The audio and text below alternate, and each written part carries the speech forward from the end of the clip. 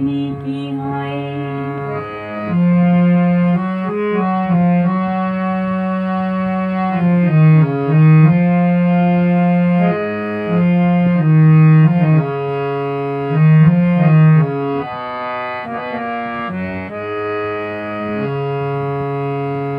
প্রথমে চমক ছিল, তারপরে ভালো লাগা এসেছে।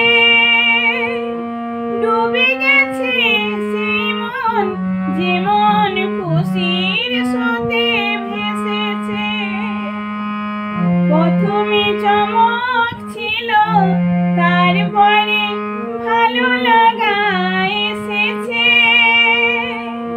ডুবে গেছে সেই মন, যেমন খুশির স্রোতে ভেসেছে। জানি না তো কি যে হবে, সব কিছু হয়ে গেলে তন্ময়। আসছে আষাঢ় মাস, মন তাই ভাবছে কি হয় কি হয়, কি জানি কি হয়।